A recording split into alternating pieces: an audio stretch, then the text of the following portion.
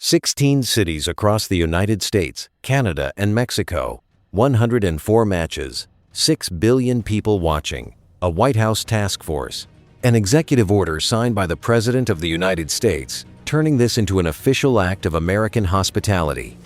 And the company running its entire AI backbone, every data stream, every stadium feed, every real-time decision engine across all 16 American venues is headquartered in Beijing. You heard that right. The nerve center of the 2026 FIFA World Cup runs on Chinese AI. That is one company. That is 10,000 computers. That is 200 engineers deployed on American soil right now. And that is just the beginning. Because the craziest part is not that a Chinese company is powering the tournament's infrastructure. The craziest part is that it is also coaching every team, adjudicating every goal, filling every referee's screen, and occupying the top tier of FIFA's entire commercial structure simultaneously. If you want to understand exactly how a geopolitical rival embedded itself into the nerve center of the biggest event America has ever hosted, while Congress was furious and almost completely unable to stop it, hit a quick like and subscribe so you do not miss the next one. By the end of this video, you are going to understand exactly how China did not just compete at the 2026 World Cup. It became the tournament. The company running the nerve center. Start with what you probably already know about this tournament. The United States won the hosting rights. The stadiums were built or renovated on American soil. The ticket revenue, the tourism dollars, the patriotic branding, all of it was designed to flow through American identity. Trump personally signed an executive order establishing a White House task force for the tournament. FIFA President Gianni Infantino called it the largest sporting event in human history. This was supposed to be a showcase. Now here is what most people never think about. A sporting event at this scale does not run on atmosphere alone. It runs on infrastructure, data infrastructure. The kind that monitors crowd movement in real time, processes live match statistics across 3 countries simultaneously, manages communications between 16 different host cities, and ensures every single operational decision flows through one integrated command structure. Think of it like the electrical grid running through a hospital. You never see it, you never think about it. But without it, the operating theater goes dark mid-surgery. Nobody in the stands notices the grid until it fails, and then everyone notices at once. That grid for the 2026 World Cup belongs to Lenovo. Lenovo is a Chinese technology company headquartered in Beijing, ranked 196th on the Fortune Global 500, and FIFA's top-tier official technology partner, the highest commercial category FIFA offers to any company in the world. What that means in practice is this. Lenovo built and operates the AI-powered Technology Command Center in Miami. It runs the Tournament Operations Center Central Mission Control for all 104 matches across 3 countries. It deployed 10,000 computers across all 16 host cities. 10,000. That is more computers than most mid-sized corporations own in their entire global operation. And 200 Lenovo engineers are stationed across America right now, managing the live data flow through every stadium in real time. The partnership was not announced quietly. Lenovo's chairman took the stage at the Sphere in Las Vegas, alongside Infantino himself in public. In America, a deliberate institutional declaration. Now here is the part that blows people's minds. The Technology Command Center is not a passive dashboard. It is an active, AI-driven decision support system processing near real-time data from all 104 matches, monitoring crowd flow through digital twins of all 16 stadiums, managing the communications backbone, connecting venues separated by thousands of miles. The closest thing a sporting event has ever had to a unified operational brain built, staffed, and run by a company that reports to shareholders in Beijing. The House Select Committee on the Chinese Communist Party spent 2 years raising formal national security concerns about Chinese technology and American digital infrastructure. Security analysts at Recorded Future explicitly named the US-China rivalry as the geopolitical backdrop to this tournament. And yet here is a Chinese company operating mission-critical infrastructure inside 16 American cities for an event a sitting president signed an executive order to brand as a national showcase. The tension between those two realities is not an oversight. It is not a coincidence. It is the story. But the infrastructure is only the container. What Lenovo built to run inside it is where this becomes genuinely difficult to explain away. The AI, coaching every team. Imagine you are the head coach of one of the 48 national teams at this tournament.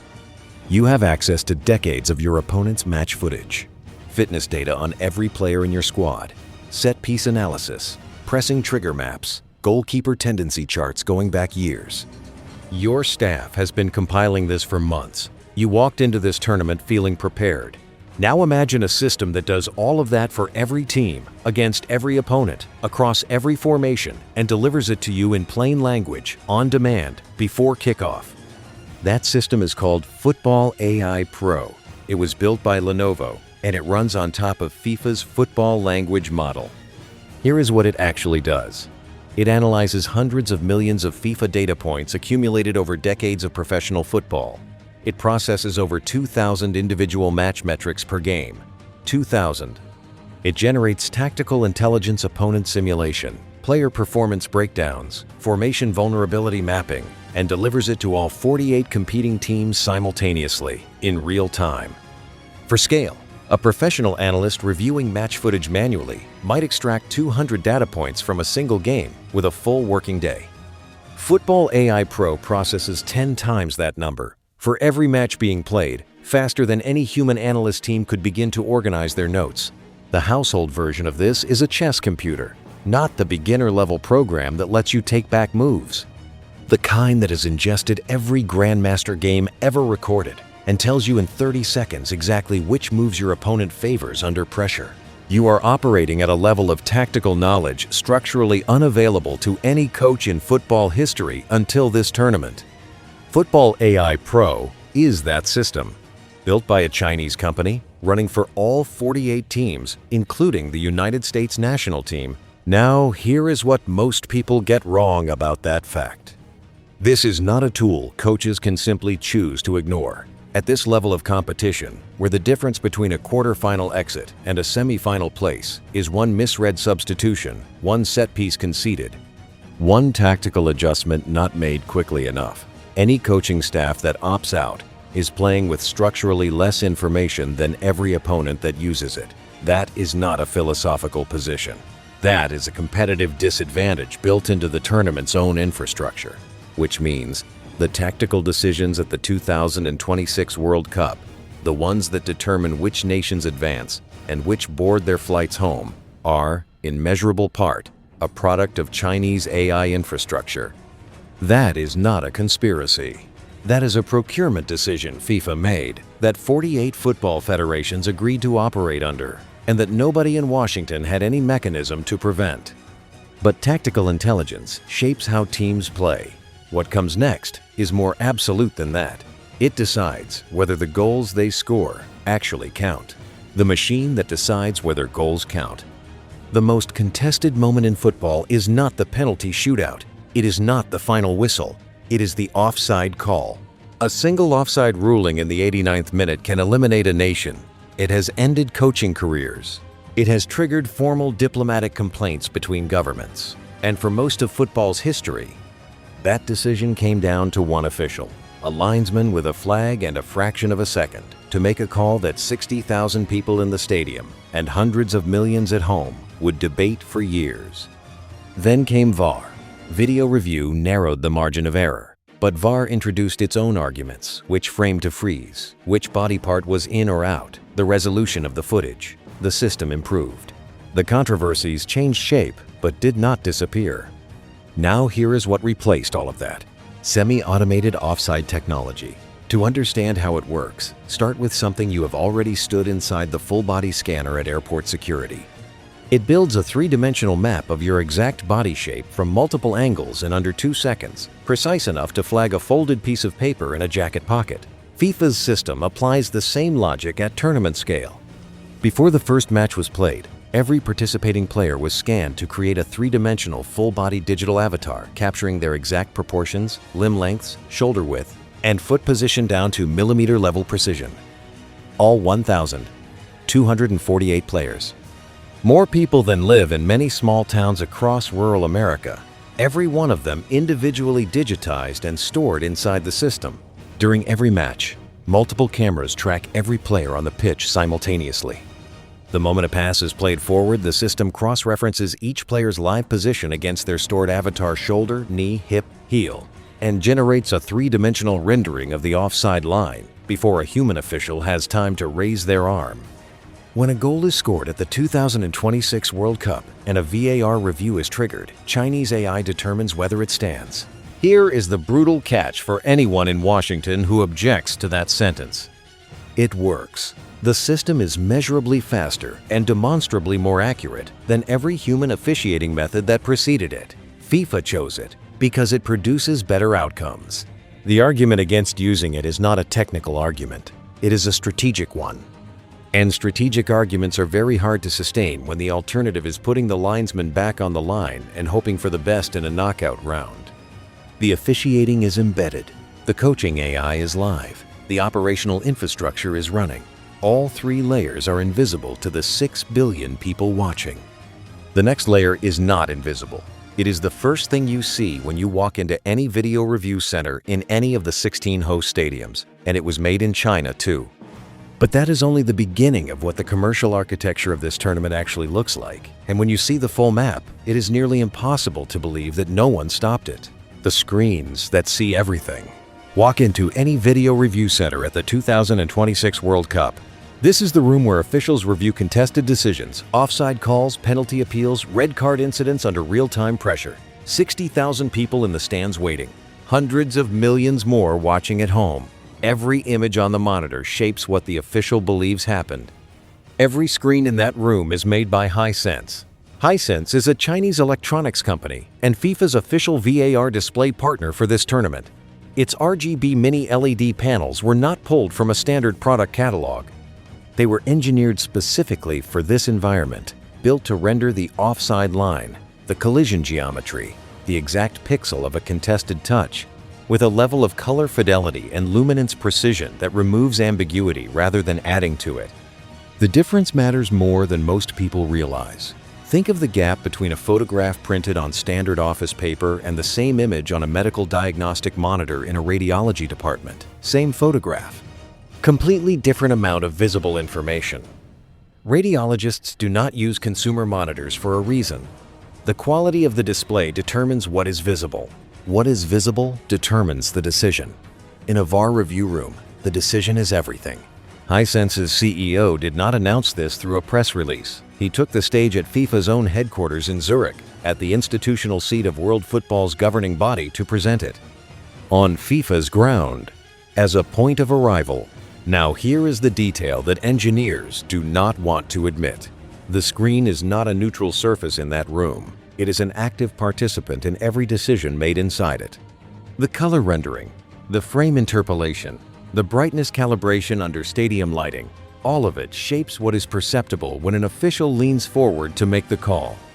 Every VAR decision at this tournament passes through Hisense hardware before it reaches a human judgment. That is not incidental to the officiating process. That is structural to it. If what Hisense is doing inside those review rooms surprised you, the next part is going to be even harder to believe. Hit subscribe so you are there when we cover what is coming next. And that takes us to the layer sitting above all of it. Not the technology, not the screens, not the AI, the money. Because the money is where the full picture stops being surprising and starts being something else. Something that looks a lot more like a plan. The sponsorship architecture nobody mapped. FIFA has a sponsorship hierarchy. At the top sits a category called Global Partner. This is not a branding package.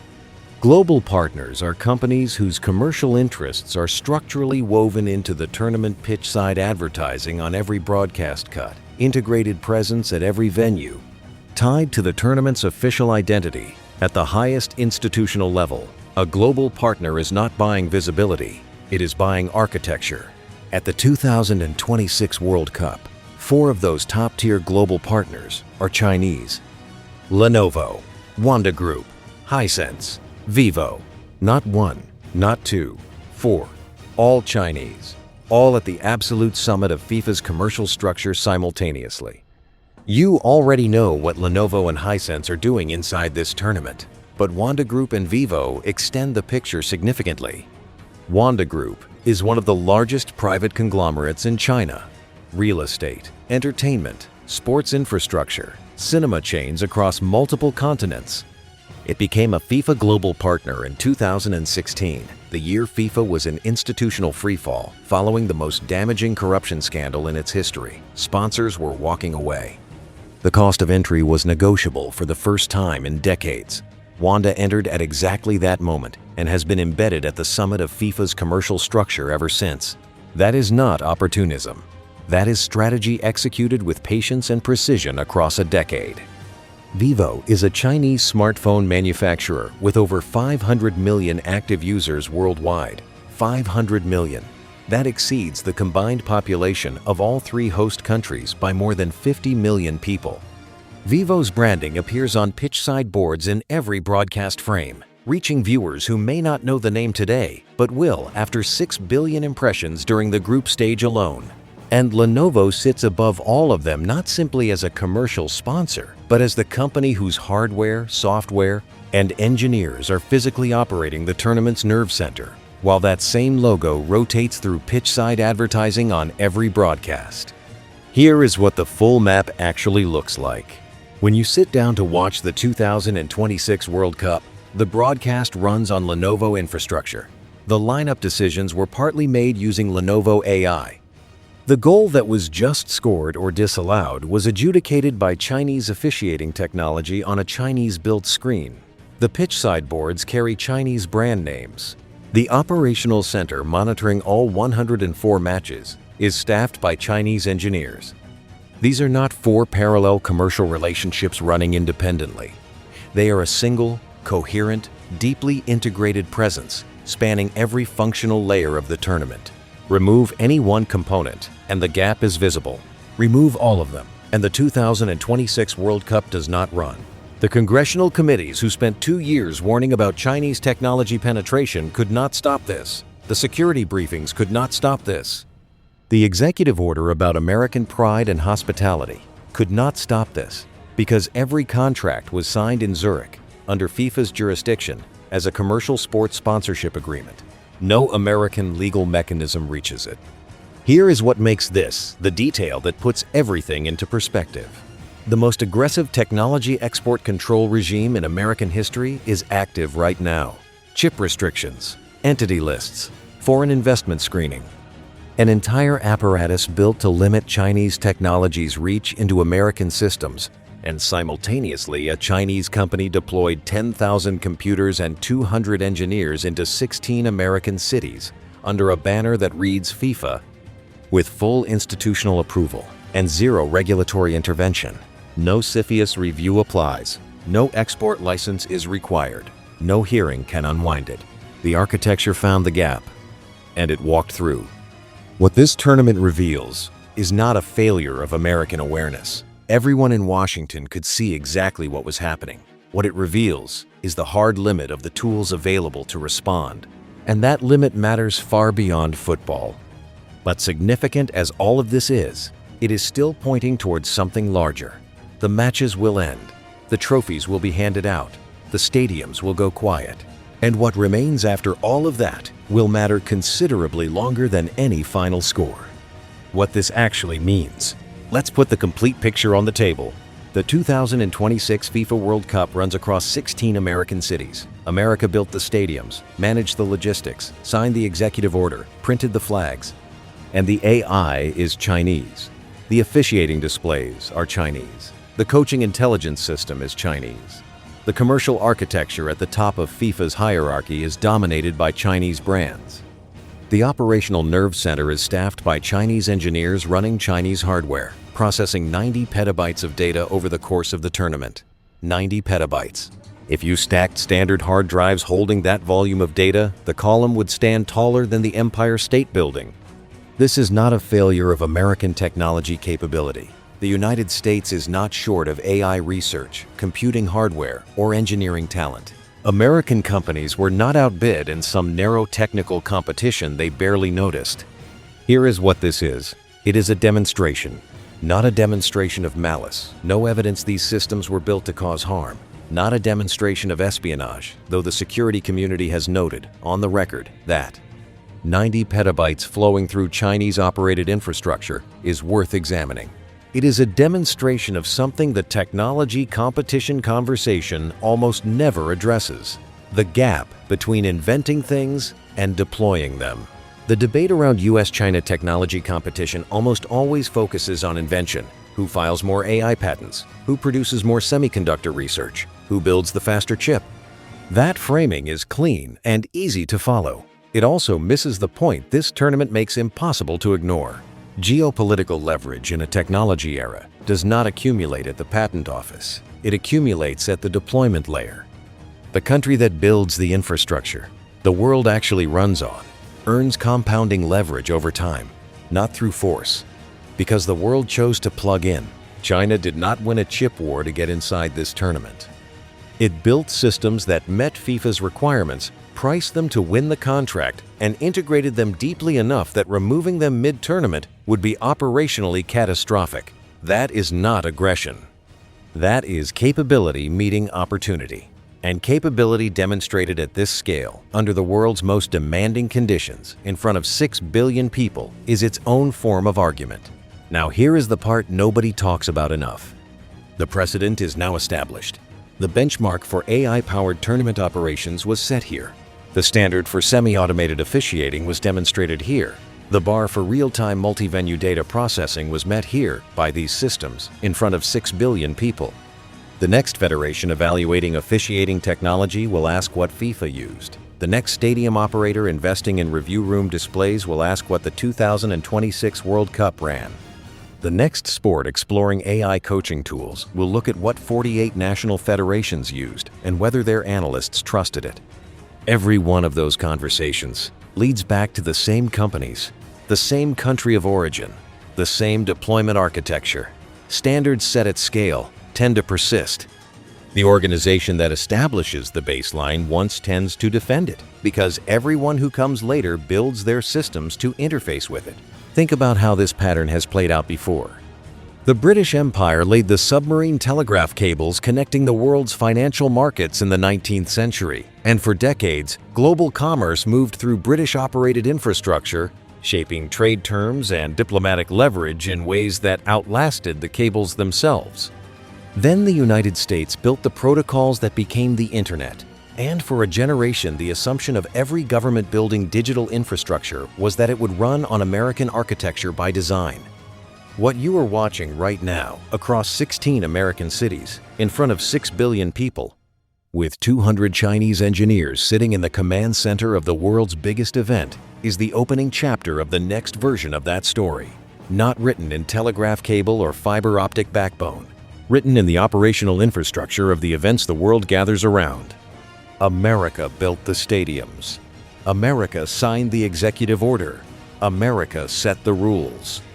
And China is running the AI, not as an intrusion, not as a provocation, as the natural outcome of building things the world decided it wanted to use. The question is not whether this happened. You just watched it happen, across 16 cities, in real time, in front of the largest audience ever assembled for a sporting event. The real question is what comes next. If this changed how you think about the US-China technology competition, hit that like button and subscribe so you never miss what comes next. Now I want to hear from you in the comments. Do you think America's export control and technology investment strategy can still close this deployment gap?